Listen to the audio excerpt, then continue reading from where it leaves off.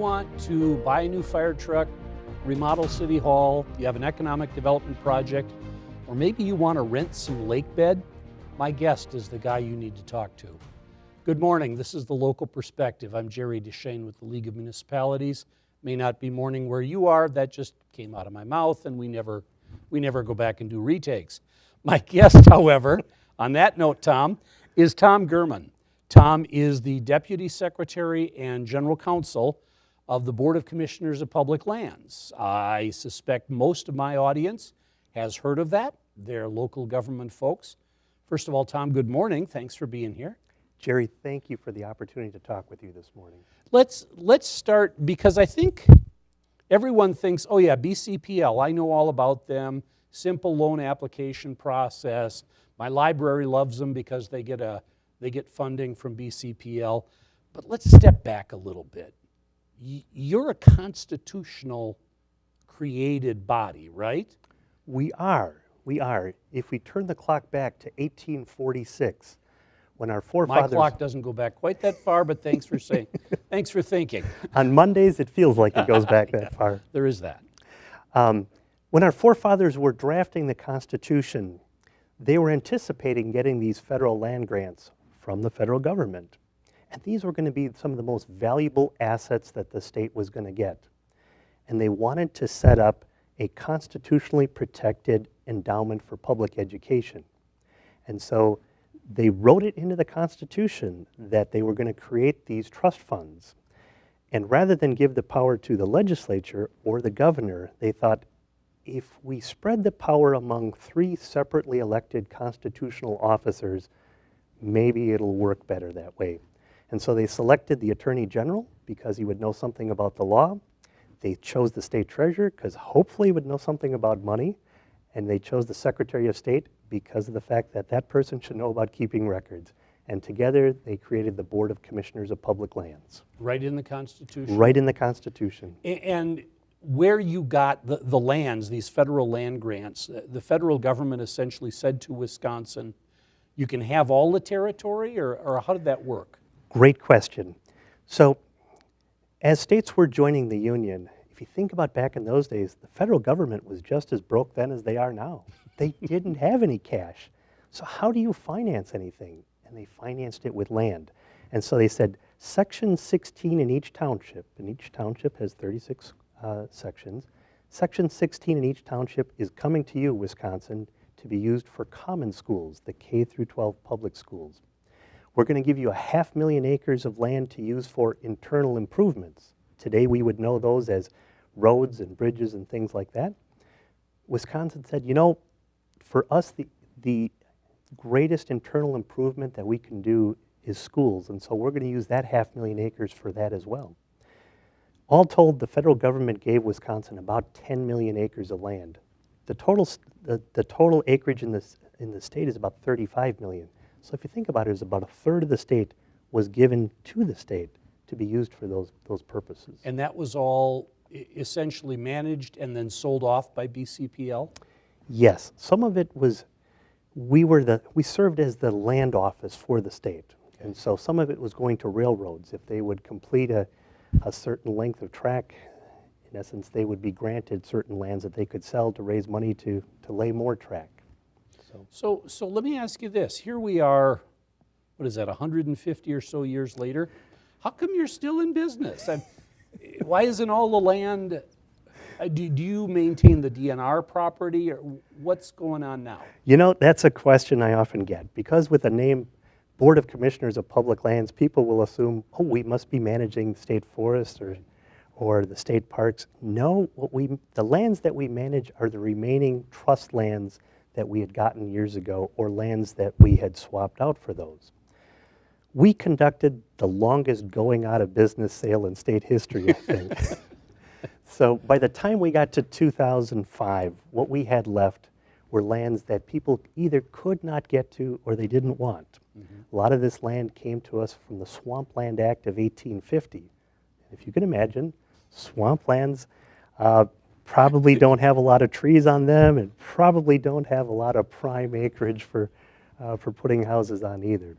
I can see your predecessor opening that envelope and going, Oh, Oh, thanks. great.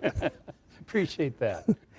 So in 2006, we convinced the legislature to give us the authority to buy land for the first time in state history, but not buy additional land, but to buy different land, to take the proceeds from lands that we sell and use those proceeds to buy lands that would give us access to some of our existing lands, or block lands that we have to make them more productive, or buy lands that have more timber on them so we can generate more revenue. Realistically, will BCPL ever completely divest all of its land holdings? During my tenure, it probably will not happen because we won't have gotten through all those difficult parcels yet. At a certain point in time, I'm hopeful that the state Board of Commissioners of Public Lands would have been able to consolidate its land holdings into productive blocks of timberland. And at that point, future managers are going to have to make a decision to sell or to keep it. I look at it as my job is similar to someone who steps in as the personal representative of an estate that has problem properties. Mm-hmm. Do you try to sell things at a fire sale, or do you try to put a coat of paint on it and fix them up in order to generate more revenue from it? And that's the way I view it. When I stepped into the job, we had a lot of parcels that had a lot of problems. And so my job was to try to maximize the value and the revenue generation of those parcels. Okay. And I want to transition here because a lot of my members, the cities and villages, the finance directors, are looking at their TV screens going, what? What? Land management?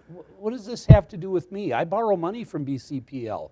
BCPL gives grants to my local library. Is this two different operations, or make the connection for us, Tom? Sometimes it's difficult to see that connection. I hear you. Uh-oh, I was hoping it was an easy question. Remember when I said that we got these federal land grants? Well, the idea was from the beginning that our job was to generate money for public education. And so we sold a lot of those lands to begin with. But if you look at what we sold them for all those years ago, we sold them for $1.25 an acre. Okay. Even if you sell 1 million acres, you're only going to get 1.25 million then. Your predecessors had some business management issues. They did. or they had a different goal, and the goal was to get this land into private ownership. Yes, yes. But our forefathers were smart enough in drafting the Constitution to realize that if they relied only on those land sales, that trust fund would never be big enough to provide a stream of income that would help schools into the future. Because they talked about wanting to have a trust fund that would help educate the children of that day and the generations of children to come. And so they wrote the Constitution in a way that said not only would those land sale proceeds go in there, but fines and forfeitures that accrue to the state would go in there. So every time you or I are traveling in some community and we get a speeding ticket. Wait a minute, you mean you or I or someone we know? Or someone we know. Not necessarily you or me. That's right. Heavens. Let's move on now. If that ticket goes through circuit court, a slice of that ticket goes into the Common School Fund. Okay. And so every year there's about $10 million of that fine and forfeiture money that comes into the Common School Fund. And that's how it's grown over the years to $1.1 billion. It didn't get there from land sale proceeds. It got there from fines and forfeitures that accrue to the state. Okay, so for my wife, if you're watching this program, dear, there is an upside to those traffic tickets. I'm supporting the Common School Fund. It's a good thing. Thanks for bailing me out on that, Tom. I really do appreciate that. And I'd like to thank your family for the contribution to the fund. Well, now, so the land holdings have been kind of gradually consolidating and maybe shrinking. What's happened to the trust fund? So the trust fund, like I said, has grown to now $1.1 billion for the Common School Fund. The three other trust funds that benefit the UW system are considerably smaller. But that trust fund, in essence, for the vast amount of time in state history, has actually been managed differently from most of these other permanent school funds that have been built across the United States. Ours was always focused on the state of Wisconsin. In Wisconsin, we invested that at the beginning. We were actually the banker for the state. We loaned money to the citizens of Wisconsin. So you didn't You didn't buy 3,000 shares of Microsoft, or you didn't buy Google. No. You bought Peshtigo. No, we bought loans to Joe Smith and John Johnson, Private parties? private parties. But we weren't a very good banker. And we didn't do well in that business. And ultimately... I want my speeding ticket money back. Yes. But starting in the 1860s, we started actually buying municipal bonds directly from the issuer. For when Mineral Point would issue debt, we would buy it from Mineral Point. When Milwaukee would issue debt, we would buy it from Milwaukee. In 1861, the state needed to borrow money because there was a certain event going on that the state had to fund. We bought war bonds to finance the Civil War effort for the state of Wisconsin. Okay. But throughout history then, we've been investing in Wisconsin, and starting in 1871, the legislature said, you know, we have an idea. Let's create a law that would allow municipalities to borrow money easier from these trust funds without having to jump through the hoops of bonding. And we're going to create a better investment opportunity for the trust funds, because you guys haven't been very good bankers when doing personal lending. And so starting in 1871, we've been issuing state trust fund loans. And since 1871, Jerry, we have never had a default. In all the loans that we've done to all the communities throughout the state of Wisconsin, we have never had a default. Through the Depression? Through the Depression. Never, not one. Never, not one. How'd you do that? Do you reject one out of, every other application you get? I'd love to say that it was the great wisdom of the Board of Commissioners of Public Lands, but I think actually more of the credit goes to the municipalities in the state of Wisconsin. Our municipal leaders have always been frugal in Wisconsin. They've always been very careful about the way they manage their budgets. And for the most part, it's been a wonderful relationship then, because of the fact that we are lending to people that are very careful about the money that we lend to them. That's an incredible testament. How many loans has that been? Rough numbers. Do you know off the top of your head? Since 1871, I don't know that number. About how many do you do in a year? We do about 200 in a year. About 200 loans in a year. Yeah. And they range from what? $10,000, $50,000 on up to? In the last couple of years, the smallest was $5,000 for a vehicle, and the largest was $25 million. And well, just a couple months ago, we did $20 million to Mount Pleasant for the Foxconn improvements. Okay. So that's quite a range. Yeah, $5,000 for a vehicle is not. Is that a used Chevy pickup? Well, there's kind of a general impression out there that BCPL loans are generally for small governments. Mm-hmm. Now, $25 million to Mount Pleasant is clearly not small. But you and I talked a little bit yesterday about that. Do they tend to break down? Are your loans more competitive or better for certain circumstances than others? You don't do all the lending to local governments, clearly. No. So let's take the last 10 years. So in that period of time, we loaned about 1.3 to 1.4 billion. In that same period of time, about 900 million of it went to cities and villages in Wisconsin. Okay. So, but the largest numbers of loans by type of municipality was actually towns. So towns are borrowing more often, but they're borrowing smaller amounts. Because towns tend to be very small. Yes. And they don't issue bonds because they're not rated. Which brings you to the interesting point when you talk about pricing. It's really hard to compare the cost of borrowing today sometimes. Mm-hmm. With our loans, we have no application fees, no origination fees, no credit rating fees, no fees, period. There's no asterisk there. There are no fees. There's no fine print and a guy that's going to come on this program later talking really fast? Really fast, no. Whereas when a larger community borrows, you know when you're going to bonding that you're going to have a lot of those fees. Mm-hmm.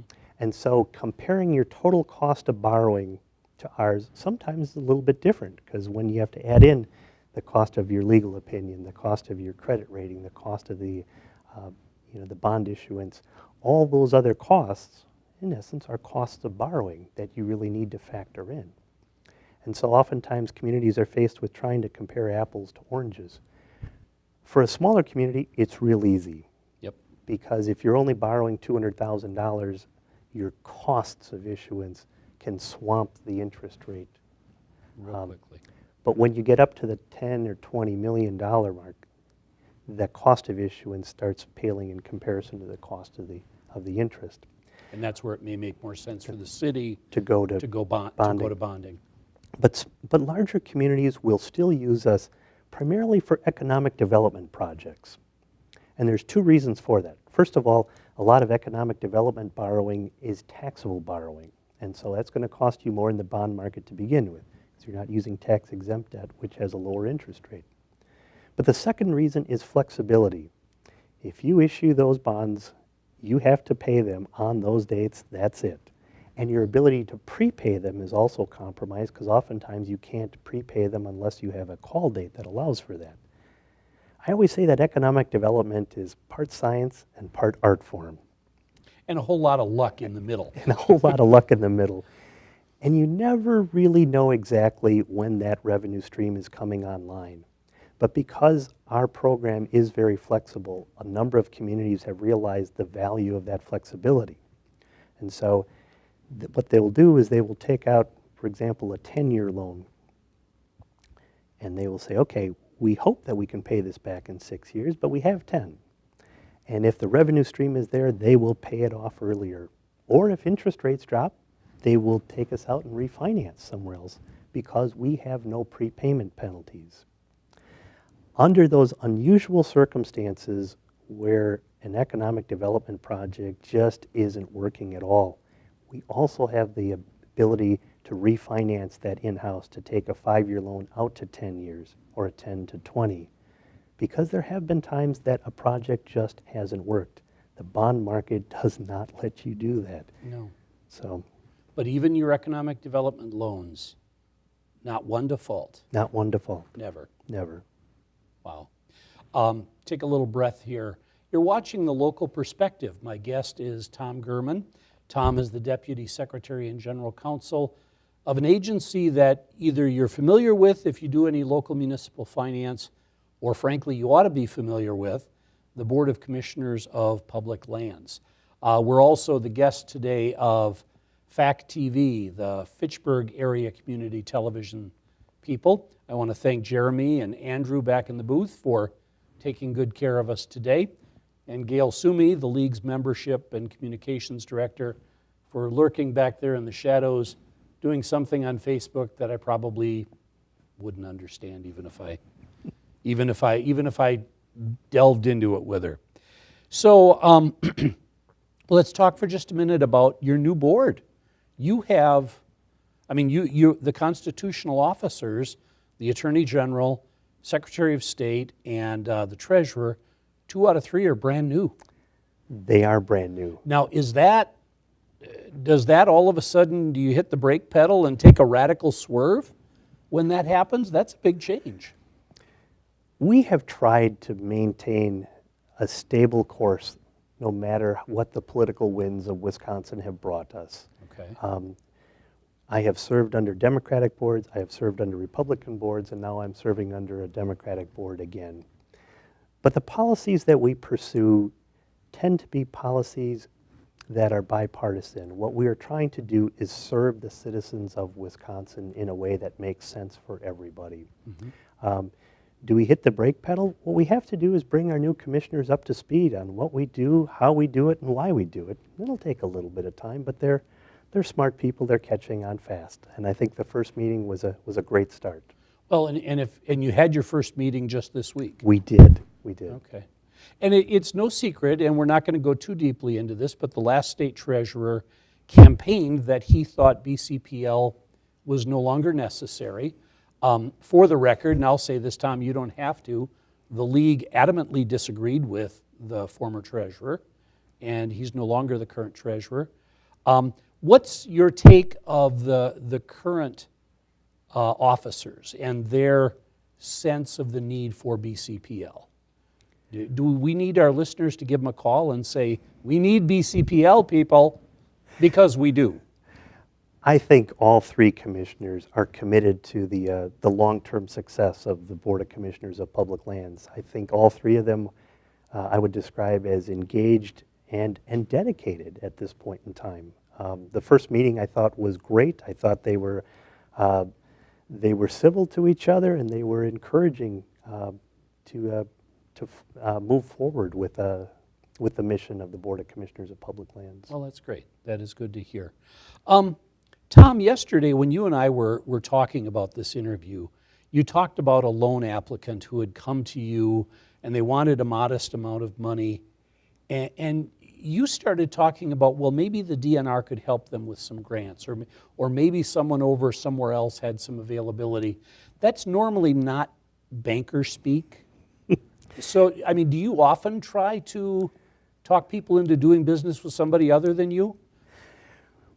Because our agency is so unusual, we tend to touch a lot of other agencies. And what we try to do is make sure that we're always doing right by the people coming to us to borrow. And so if there's a better way of doing it, we will always try to bring that up. And yes, if it means going through a different program, we will recommend it. Well, and in this case, you have awareness, because you touch these agencies, of other resources. Yes. And I think the example was, it was an environmental remediation project, wasn't it, that the DNR, could you talk a little bit about, without getting into which community it was, but a little bit about that situation? You bet. So larger communities may use the Department of Natural Resources and DOA's Clean Water Fund to borrow big sums of money through a bonding program that in essence provides them with subsidized loans in order to do a clean water project. But what a lot of communities don't realize is that they can actually access that same program through our loan program. And so a community that needs to borrow $400,000 for a clean water project can actually use our loan program and the DNR's clean water program to have it subsidize our loans. And so the amount of red tape is lower, the speed at which they can do it is lower, and they still get a subsidized rate on it. But if they didn't know about that ahead of time, what we try to do is make sure that they're aware of it and who they can contact at the DNR to find out more about their program. So I'm curious, when you called that particular village clerk treasurer back and gave her the news, was she mad at you? They're always a little bit surprised. But there are other times that we look at things and also go, you know, there may be some other federal assistance on it. For a while, the federal government had qualified energy conservation bonds out there. And you think, well, what is that? What it actually was a federal subsidy for energy conservation borrowing. And they would subsidize interest rates, but they wouldn't subsidize fees.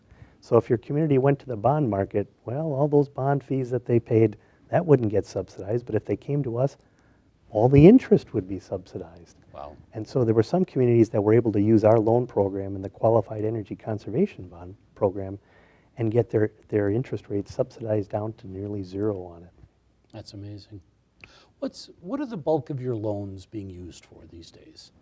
It really depends upon the community. And so when we get down to the town level, we do a lot of lending for emergency vehicles, and we do a lot of lending for road projects. As we both know, road money has been in short supply in the state for a while, and the DOT's way of handling it has required communities to pay for the project up front, and then they'll reimburse you for a portion of it. There's a lot of communities out there that don't have that kind of money sitting in the piggy bank to pay for the whole project up front. But again, because of the flexibility of our system, they will borrow from us for the road project. And then when they get their share from the state, they will then either pay off the whole thing or they'll pay off half of it and keep the financing in place then for a little bit longer.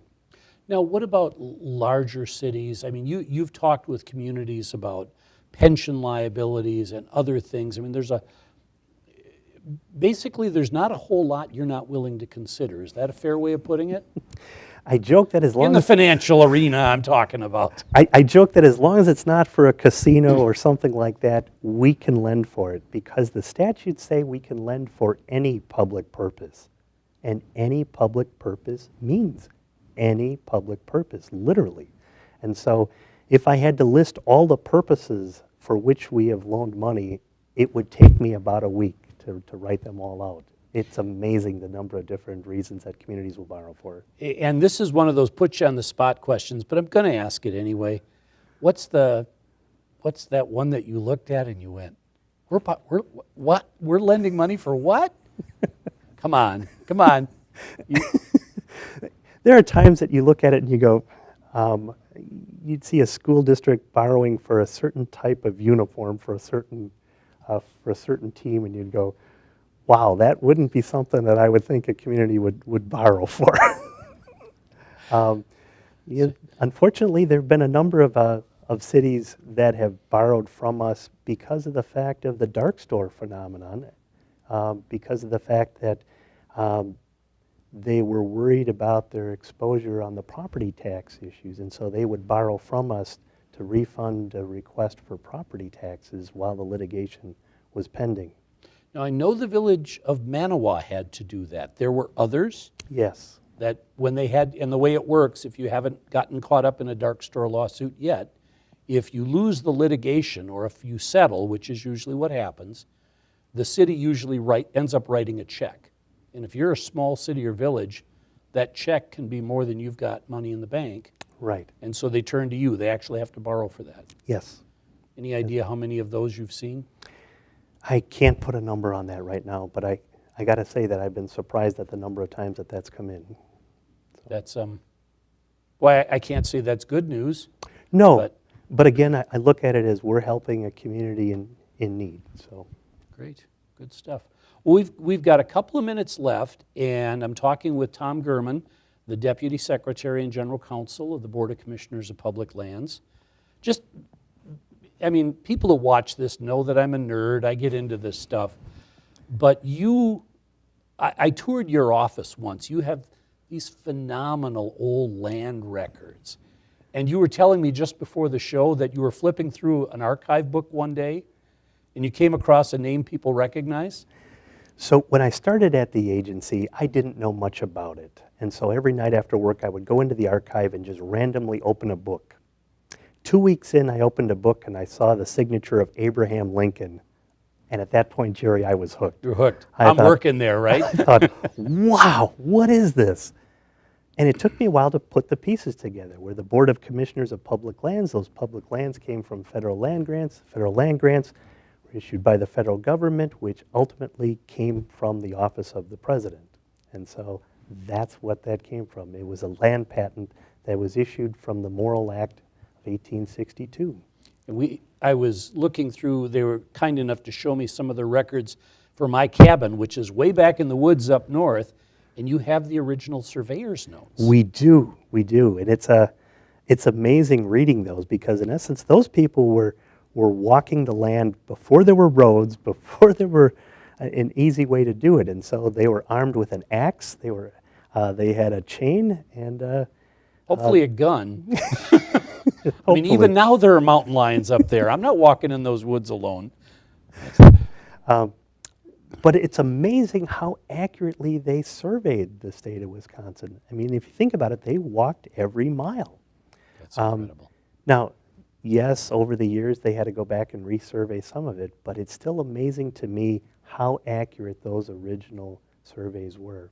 And like you said, we have the original survey notes in our office, and then we have the plat maps that were drawn from those survey notes. That's phenomenal. And so these were all hand-colored and hand-drawn. We are out of time, unfortunately. My guest, Tom Gurman, Board of Commissioners of Public Lands. Give him a call. He can give you a history lesson, and he can lend you money for just about any purpose under the sun. I'm Jerry Deshane. This has been The Local Perspective. I want to thank again Fact TV in Fitchburg and all the community media stations. Have a great morning. Why do I keep saying morning? Have a great day, everyone. Thanks for joining us.